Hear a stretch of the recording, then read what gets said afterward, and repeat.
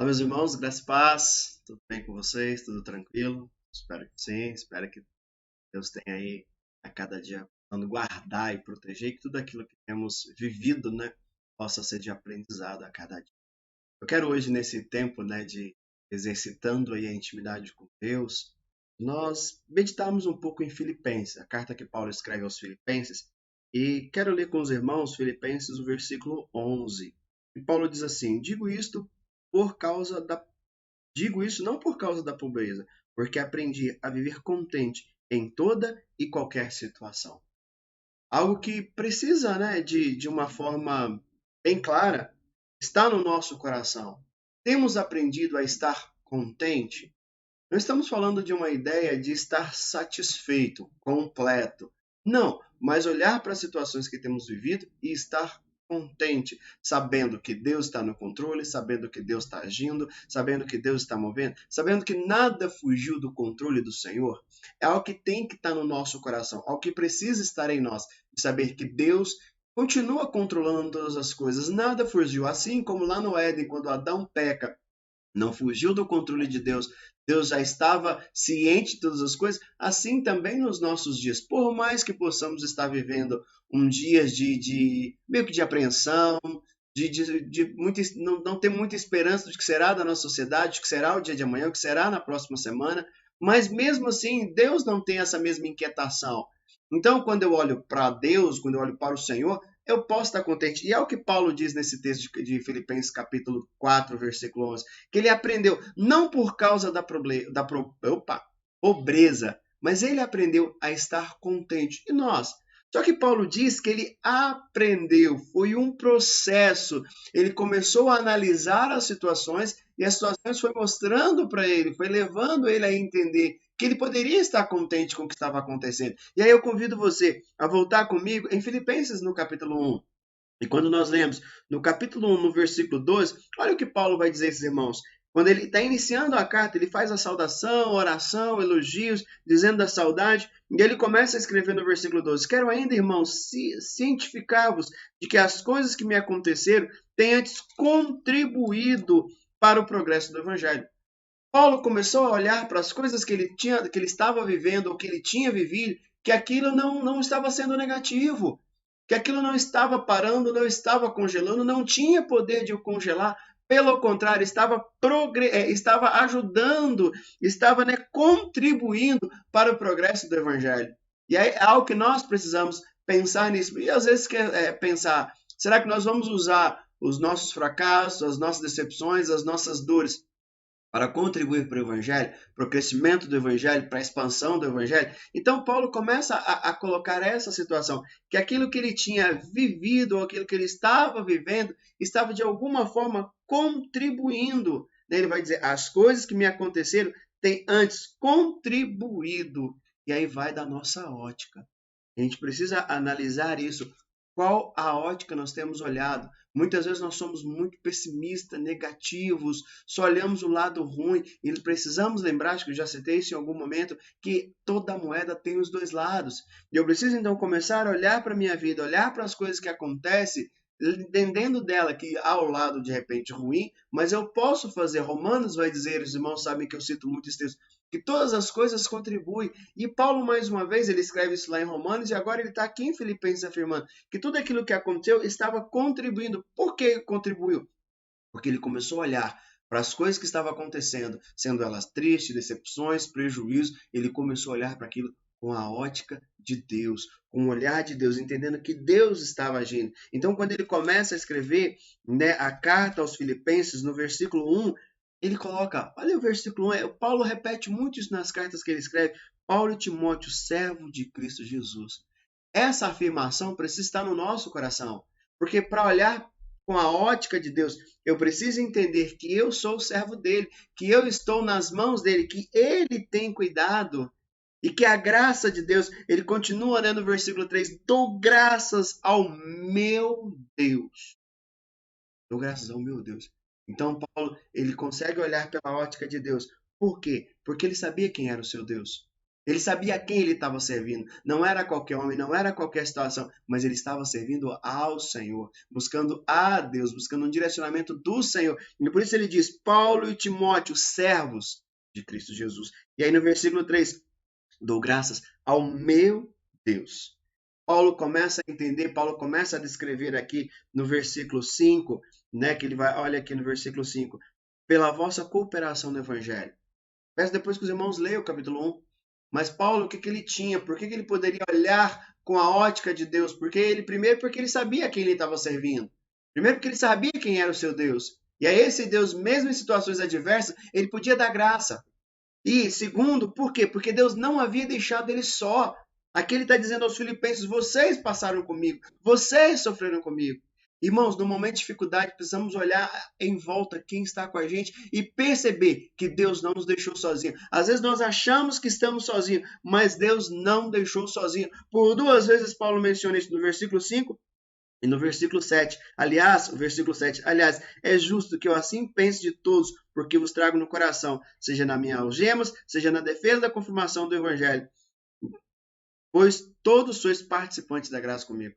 Paulo diz: olha, vocês são participantes da graça porque vocês participaram das algemas.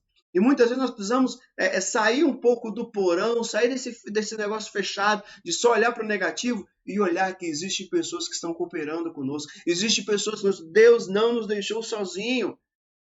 Deus tem colocado pessoas ao nosso lado para batalhar, para lutar ao nosso lado, e às vezes nós não percebemos. Às vezes achamos que estamos puxando a corda sozinho, e quando olhamos para trás, percebemos que tem mais pessoas do nosso lado, pessoas nos incentivando, pessoas nos apoiando. Então Paulo, ele termina essa carta aos Filipenses dizendo que havia aprendido, porque ele começou a ver que todas as coisas estavam contribuindo, porque ele não estava sozinho, porque ele tinha Deus, e ele começa a colocar, né, que aquilo que ele estava vivendo, Deus estava contribuindo. Por quê? O evangelho estava sendo pregado. Pessoas olhavam para algemas de Paulo aqui no versículo 13, olha o que diz o versículo 13, que ele vai dizer assim: de maneira que as minhas cadeias em Cristo se tornaram conhecidas. Paulo está dizendo: as minhas dores se tornou conhecida e pessoas têm se achegado a Cristo, pessoas têm se convertido, pessoas têm sido salvas. Irmãos, não existe dor maior do que a dor das pessoas que estão indo para o inferno. Por maior que possa ser a dor que temos passado, o sofrimento, as decepções, mas existe uma dor maior do que essa, do que um ente querido, do que alguém que nós amamos, a dor do inferno, ir para o inferno. Então Paulo está se alegrando, por quê? Porque aquilo que ele estava passando estava servindo para que pessoas conhecessem a Cristo, para que as pessoas se achegassem a ele. E ele vai mencionar isso, que toda a guarda pretoriana estava ouvindo. Ele vai dizer que outros estavam usando também para pregar. Ele fala: não importa, importa que o evangelho está sendo pregado. No versículo 14, ele vai dizer: e a maioria dos irmãos, estimulados no Senhor por minhas algemas. Paulo conseguia entender, Paulo conseguia olhar e ser contente com tudo aquilo que ele estava vivendo. Por quê? Porque ele sabia quem ele estava servindo, ele sabia de quem ele serve, ele sabia a quem ele agradecia, por isso que ele diz: dou graças. E ele sabia que Deus não havia permitido ele estar sozinho, havia cooperadores com ele, pessoas que estavam participando com ele, e o sofrimento dele estava tendo um efeito benéfico, porque pessoas estavam ouvindo do evangelho, pessoas estavam sendo estimuladas a viver para a glória de Deus, realmente a abraçar esse evangelho, a crer nesse evangelho. E será que nós temos usado as nossas dores para isso?